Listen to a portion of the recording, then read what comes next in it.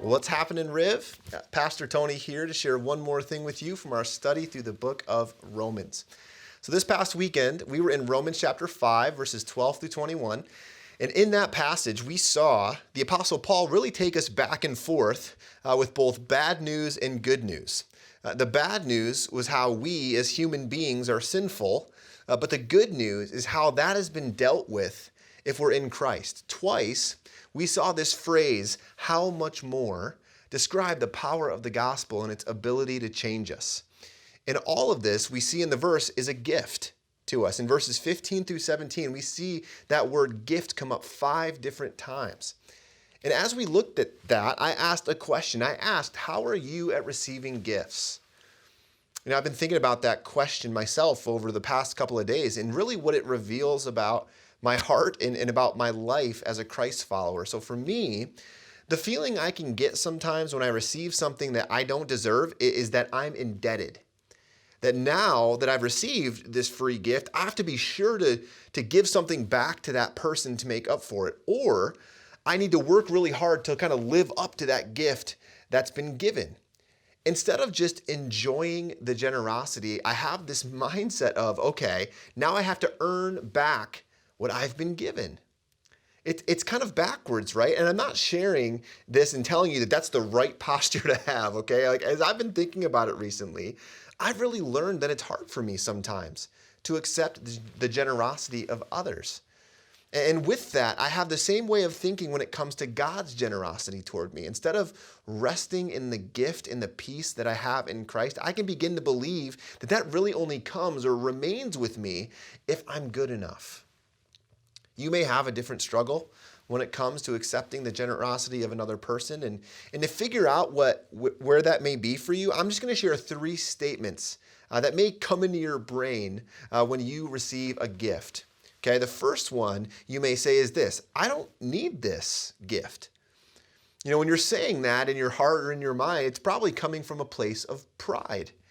Right? That we're self-sufficient, that we're good on our own. And the thought that someone would even get us something, it may offend us because they think that we may need something or that we don't have it all together on our own, right? That could be a prideful thing. The second thing that we may say is this: finally, they actually saw how great I was and they finally acknowledged me, right? This one I think is self-righteousness. I mean, we see the generosity shown toward us not really as a gift or undeserved, but it's as wages, right? We deserve whatever good that we get. And this posture can fuel bitterness because we think that everyone should just see how good and righteous we are. And when that doesn't happen, we get frustrated.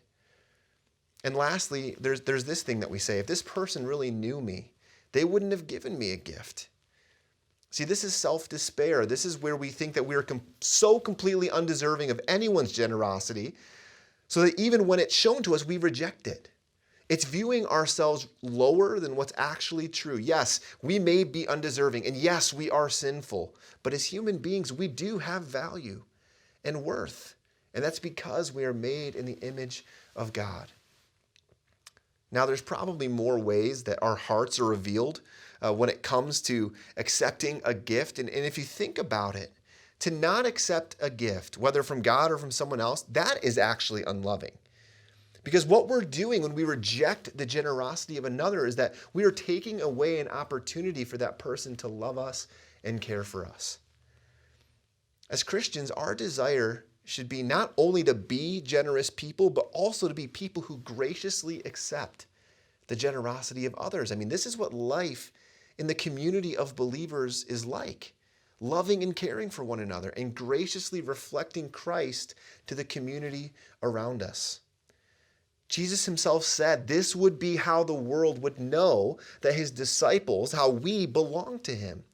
He said this in John chapter 13, verses 34 and 35 to his disciples. He said this: I give you a new command.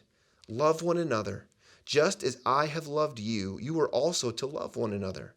By this, everyone will know that you are my disciples if you love one another.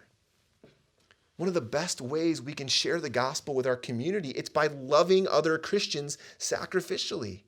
right? It shows the world what Jesus is like.